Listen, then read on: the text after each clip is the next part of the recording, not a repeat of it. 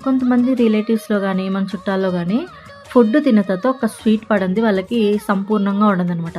అలాంటి రిలేటివ్స్ వస్తున్నప్పుడు మనం 2 మినిట్స్, 10 మినిట్స్‌లో చేసే స్వీటే ఈ బర్ఫీ అనమాట. సో, గోధుమ రవ్వని పల్స్‌లో పట్టుకోవాలి. నెయ్యి కడాయిలో వేసుకొని అది కొంచెం కరిగిన తర్వాత బే లీఫ్ వేసానని తిట్టుకోవద్దు. బే లీఫ్ వల్ల మనకి మంచి ఫ్లేవర్ వస్తుంది. డ్రై ఫ్రూట్స్, ఇలాచి కూడా వేసి రవ్వ కూడా వేసుకొని కలుపుకోవాలి. మంచి దోరగా వేయించుకోవాలి. ఆ అరోమాకే మనకి మంచి స్మెల్ వస్తుందనమాట. ఒక గ్లాస్‌కి 1 ½ గ్లాస్ వాటర్ పోసి చక్కగా ఉడకనివ్వండి. ఇది సన్న మంట మీద పెట్టే ఉడికించండి. హై ఫ్లేమ్‌లో హరీ బరీ చేయొద్దు. మీకు ఎక్కువ టైం కూడా పట్టదు ఈ స్వీట్ చేయడానికి.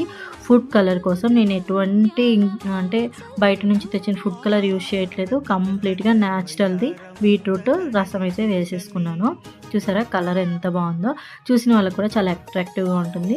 షుగర్ వేసుకుంటున్నాను. నేనైతే ఇక్కడ కొంచెం తక్కువగానే వేసుకున్నాను. కొంచెం గోధుమ రవ్వ ఎక్కువగానే స్వీట్ గుంజేస్తుందండి. మీరు స్వీట్ కొంచెం ఎక్కువ తినే వాళ్ళైతే కొంచెం ఎక్స్‌ట్రా యాడ్ చేసుకోండి. చూసారా పాన్ నుంచి ఇలా సెపరేట్ అవ్వాలనమాట అది. చూసారా కనిపిస్తుంది కదా ఎంత బాగా. ఒక ప్లేట్‌కి నెయ్యి గ్రీస్ చేసుకొని ఇలా పెట్టుకొని తర్వాత డీమోల్డ్ చేసుకోండి. ఒక 15, 20 మినిట్స్ అయితే చల్లగా అయిపోతుంది కదా మొత్తం. అప్పుడు మీకు నచ్చిన షేప్‌లో కట్ చేసుకోండి. పిల్లలకైతే ఏదైనా డిఫరెంట్ షేప్‌లో కట్ చేసియండి. వాళ్ళు చాలా బాగా ఎంజాయ్ చేస్తారు. మరి గోధుమ రవ్వ హెల్త్‌కి మంచిదే. బీట్రూట్ జ్యూసు మంచిదే. ఒక్క షుగరే మనం కొంచెం అవాయిడ్ చేయాల్సింది. కానీ చాలా తక్కువ వేసుకున్నాం కదా! It's okay. Thanks for watching. Do subscribe.